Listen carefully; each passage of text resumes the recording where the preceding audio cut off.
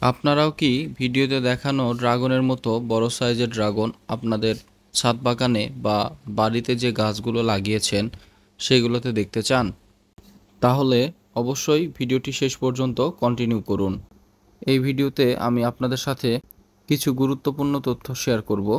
আশা করি ভিডিওটি শেষ পর্যন্ত দেখবেন। তো চলুন তাহলে শুরু করা যাক। প্রিয় দর্শক, স্কোয়ার পেস্টিসাইডের সম্পূর্ণ নতুন একটি ভিডিওতে আপনাদের সবাইকে স্বাগতম জানাই। আজকের ভিডিওর মূল আলোচ্য বিষয় হলো আপনার গাছের ড্রাগনগুলোকে কিভাবে সাইজে বড় করবেন অর্গানিকভাবে। আবার আপনারা চাইলে বাজারে যে বিভিন্ন ধরনের মেডিসিন পাওয়া যায় সেগুলো প্রয়োগ করেও কিন্তু আপনার গাছের ড্রাগনের সাইজ বড় করতে পারেন। তবে শুধুমাত্র যারা অর্গানিকভাবে গাছের ড্রাগনের সাইজ বড় করতে চান তারাই শুধুমাত্র ভিডিওটি কন্টিনিউ করুন। প্রিয় দর্শক, আপনারা যারা বাজার থেকে বা বিভিন্ন নার্সারি থেকে ড্রাগনের চারাগুলো সংগ্রহ করছেন বাড়িতে লাগানোর জন্য, তারা অবশ্যই নার্সারিওয়ালার কাছ থেকে শিওর হয়ে নেবেন যে আপনি যে গাছটি রোপণ করতে চাচ্ছেন সেই গাছটি মূলত কোন জাতের ড্রাগন। আমি এখানে বোঝাতে চেয়েছি যে ড্রাগন মূলত দুই ধরনের হয়ে থাকে।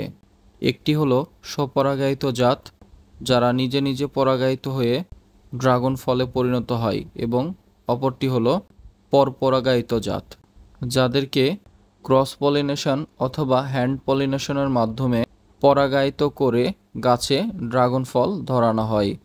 এই জন্য অবশ্যই আপনাকে ড্রাগনের জাতটি জেনে নিতে হবে।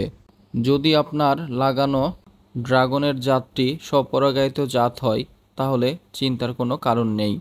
এই জাতটি একা একাই ফুল থেকে ফলে পরিণত হতে পারবে। তবে যদি আপনি পরপরাগায়িত জাতের ড্রাগনের চারা বাজার থেকে কিনে নিয়ে আসেন এবং সেটি রোপণ করেন এবং পরবর্তীতে ওই গাছ থেকে যে ফুলগুলো হবে সেই ফুলগুলোকে যদি ক্রস পলিনেশন বা হ্যান্ড পলিনেশন না করে দেন তাহলে তা কখনোই ফলে পরিণত হবে না। এজন্য আপনাকে অবশ্যই পরপরাগায়িত জাতের সাথে স্বপরাগায়িত জাতেরও একটি গাছ লাগাতে হবে, যাতে করে পরপরাগায়িত গাছে ফুল আসলে স্বপরাগায়িত গাছের ফুল থেকে রেণু সংগ্রহ করে পরপরাগায়িত জাতের ফুলে পলিনেশন করে দিতে পারেন।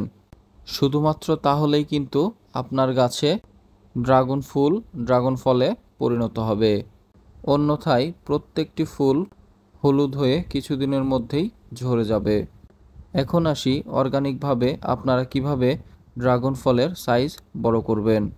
এক্ষেত্রে আপনাদেরকে যেটা করতে হবে সেটা হলো, যে জাতের ড্রাগনের সাইজ বড় হবে সেই গাছের ফুল থেকে পলেন বা রেণু সংগ্রহ করে আপনার যেই ড্রাগনের গাছের ড্রাগনের সাইজ ছোট হয় সেই ফুলে হ্যান্ড পলিনেশন বা ক্রস পলিনেশন করে দিতে হবে। যদিও বা এই কাজটি অনেক সহজ, তবে অনেকেই এই কাজটি ভুল করে ফেলেন, যার ফলে ড্রাগন ফুল থেকে কখনোই ফলে পরিণত হয় না। এই জন্য আপনাদেরকে অবশ্যই সাবধানতার সাথে ক্রস পলিনেশনটি করে দিতে হবে। তাহলে দেখবেন যেই গাছে ড্রাগন ফলের সাইজ ছোট ছিল ওই গাছের ফুল থেকে যে ড্রাগন পরবর্তিত হবে তার সাইজ হবে আগের ড্রাগনের তুলনায় অনেক বড়। এই সহজ পদ্ধতিটি আপনাদের মধ্যে কে কে জানতে কমেন্ট বক্সে কমেন্ট করে জানান। তো প্রিয় দর্শক, ভিডিওটি আজকের মতো এই পর্যন্তই। দেখা হবে নতুন কোনো টপিকসের উপর নতুন কোনো ভিডিও নিয়ে। ততদিন সবাই ভালো থাকবেন, সুস্থ থাকবেন এবং স্কোয়ার পেস্টিসাইড ইউটিউব চ্যানেলের সাথেই থাকবেন। আজকের মতো আমি বিদায় নিচ্ছি। আসসালামু আলাইকুম।